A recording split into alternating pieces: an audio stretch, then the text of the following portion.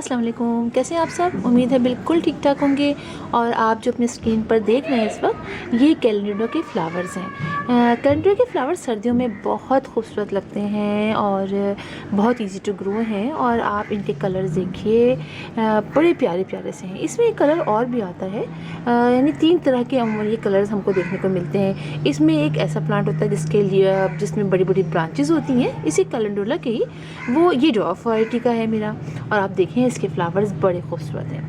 Calendula के plants को लगाना को हम 2 तरीक़ों, हम जो है वो सीड के ज़रिए लगाते हैं, यानी सीड के ज़रिए इसको बहुत इजी लगा लेते हैं। एक प्लांट हम ले आते हैं अपने घर में, या उसके 2 कलर्स के प्लांट आप अपने घर में नर्सरी से ले आइए, उसके बाद उसके सीड आप कलेक्ट कर लीजिए और अगले साल आप उसी से उसको ग्रो कर लीजिए, तो बहुत ईजिली ये ग्रो हो जाते हैं। और उसके सीड जो है वो अमूमन हम जो कलेक्ट करते हैं वो जब प्लांट सूखने लगता है, यानी जब सीज़न ख़त्म हो रहा होता है, फरवरी मार्च में जब देखते हैं हम कि चले, या फिर बीच में हमारा प्लांट हमें लगता है कि बस अभी सूख रहा है किसी भी वजह से, तो हम अगर कोई फ्लावर निकला होता है तो उसको छोड़ देते हैं और फिर उसी से सीड बन जाते हैं। इसके सीड कुछ सौंफ की तरह के होते हैं और बस फिर हम उसको रख लेते हैं और नेक्स्ट सीज़न में हम दोबारा से इन्हें ग्रो कर लेते हैं। वैसे बहुत अरसे तक इसके फ्लावर्स मतलब निकलते रहते हैं, काफ़ी अरसे तक ये हमें फ्लावरिंग देता है और फिर जाके इसका मतलब सीज़न ख़त्म, मतलब इस प्लांट ख़त्म होते हैं। बहुत गर्मियाँ आती हैं तो आप जानते ही हैं कि बड़े से बड़े प्लांट हमारे घरों में सूख जाते हैं, तो सर्दियों के तो प्लांट फिर सूख ही जाते हैं और फिर जैसे सीज़न शुरू होता है नेक्स्ट ईयर हम दोबारा इसको लगा लेते हैं। और अगर आपने अभी नहीं लगाया तो अभी आपके पास सीड्स हैं तो फ़ौरन लगा लीजिए, और अगर नहीं है तो आप जाके नर्सरी से इसकी पनीरियाँ ले आइए। छोटी छोटी पनीरियाँ भी मिल जाती हैं, उसमें कई प्लांट्स होते हैं, वो आप लाके लगा लीजिए। ये लगा लीजिए, ये एक मेडिसिनल प्लांट है और इसके लीव्स, इसके फ्लावर्स सब इस्तेमाल किए जाते हैं। और होम्योपैथिक में तो इसकी एक दवाई भी कैलेंडुला के नाम से मशहूर है, वो इस्तेमाल की उसी कैलेंडुला के फ्लावर से बनाई जाती है। यानी इसका ये पूरा आप समझिए कि मेडिसिनल प्लांट ही है, सब चीज़ की इस्तेमाल की जाती है। इसके अलावा आप ये देख रहे हैं मेरे इन प्लांट्स के लीफ पर, वैसे तो इस पर बहुत ज़्यादा अटैक नहीं होता, कभी कभी अगर अटैक हो जाए तो हम नीम ऑयल का स्प्रे कर देते हैं। लेकिन आप ये देखिए कि मेरे आजकल घर में बहुत एहतियात के बावजूद, हालांकि इतनी एहतियात की जाती है लेकिन फिर भी आजकल एक तरह की फ्लाइज़ होती हैं। तो ये फ्लाइज़ जो होती हैं ये अपने अंडे इन जो लीव्स हैं इनके अंदर दे देती हैं, उसके अंदर थोड़ी सी गैप करके उसके अंदर दे देती हैं और फिर उसी के अंदर उसके बेबीज़ निकल के ये इसके अंदर से ही अपनी समझिए ग़ज़ा लेते रहते हैं। और जब उसके बाद आप ये देखिए पूरा लीव इस तरह से ये ख़राब करने शुरू कर देते हैं, तो इससे प्लांट को बहुत नुकसान पहुंचता है। और आजकल मेरी काफ़ी प्लांट्स के ऊपर इस तरह के आ गए हैं, तो अब मैं कुछ को तो लीव्स इसके सारे जो बड़े बड़े लीव्स हैं वो मैं कट कर दूँगी, और जिस पे 1-2 हैं तो उसको हम पता है क्या करते हैं, जैसे अब 1-2 हैं, अब मैं पूरी तो लीव्स नहीं कट करूँगी, बस नीम ऑयल का स्प्रे करूँगी मैं इस पर सारे ये लीव्स जो बहुत बड़े बड़े जिनमें ये पैचेस आ गए हैं इनको कट करूँगी और पूरे घर में दोबारा से नीम ऑयल का हर 4 दिन बाद स्प्रे करूँगी। तो अगर आपके घर में इस तरह के प्रॉब्लम्स हो तो आप भी ज़रूर नीम ऑयल का स्प्रे कीजिए, और फिर हर 4 डेज़ बाद बिल्कुल आप शाम के टाइम पे कीजिए ताकि रात भर उसमें नीम ऑयल का स्प्रे, नीम ऑयल लगा रहे। या फिर आप बिल्कुल सुबह के टाइम तो करते हैं ना, तो फिर वो धूप जब पड़ती है तो प्लांट्स के लीफ ख़राब होते हैं, तो शाम का टाइम बेस्ट रहता है।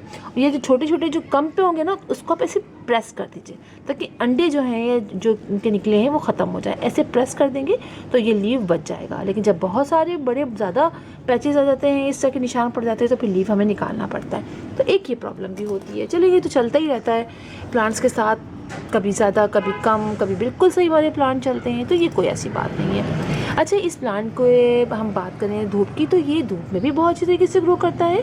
और अगर आप इसको पार्शियल शेड में रखें वहाँ भी, और जिन लोगों के वहाँ समझिए बहुत थोड़ी देर के लिए या इन डायरेक्ट सनलाइट आती है या इनडायरेक्ट सनलाइट आती है, ज़रा ब्राइट इनडायरेक्ट, वहाँ भी ये चल जाता है। यानी ये प्लांट चल जाता है अगर आप लेकर आएँ और आपको उस घर में बहुत ज़्यादा डायरेक्ट सनलाइट नहीं आती है, पार्शियल शेड, तो इसमें आप इसको ग्रो कर सकते हैं।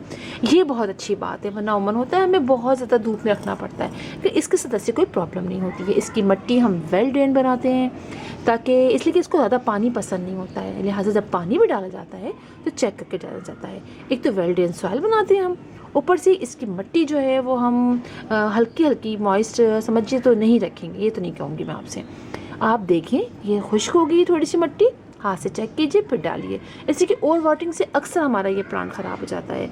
इसके लीव्स और फ्लावर पे कोशिश कीजिएगा पानी बहुत ना डालें, लेकिन अभी तो मैंने चूँकि वॉश किया है तो इसलिए मैंने इस पर डाल दिया था, वरना ये फ्लावर्स जल्दी सूख जाते हैं और फंगस लगना शुरू हो जाता है इस प्लांट को। एक तो ये बात हो गई। और फर्टिलाइज़र की इसको बहुत ज़्यादा ख्वाहिश नहीं होती है। और आप समझिए जो प्लांट हम मट्टीज़ बनाते हैं ना, जब इसको प्लांट शिफ्ट करते हैं या सीड लगाते हैं, तब जो हम फर्टिलाइज़र डालते हैं इसके अंदर गोबर की खाद का या जो भी आप कंपोस्ट डालें या वर्मी कंपोस्ट डालें, उसके बाद आप इसको जल्दी जल्दी मत डालें। महीने में एक दफ़ा आप लिक्विड फर्टिलाइज़र डाल दीजिए या थोड़ी सी गोबर की खाद या वर्मी कंपोस्ट आप इसके अंदर डाल दीजिए।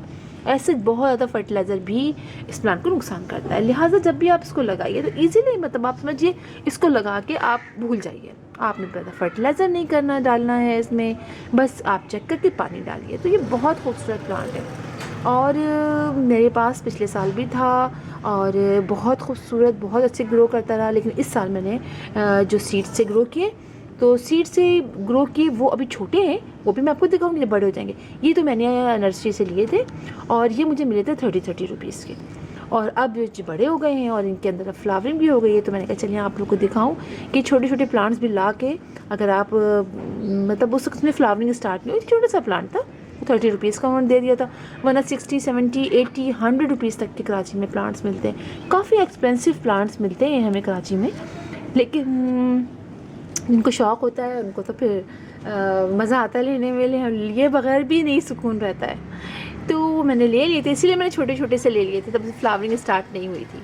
और जो सीड से लगे हैं वो मैं आपको दिखाऊंगी, पीछे की तरफ रखे हैं छोटे छोटे से वो भी हैं, तो वो भी बहुत अच्छे, मतलब माशाल्लाह से वो भी काफ़ी बड़े हो गए हैं। तो फिर इंशाल्लाह आप लोगों से मुलाकात होगी किसी और वीडियो में, किसी और टॉपिक के साथ। तब तक के लिए अल्लाह हाफ़िज़।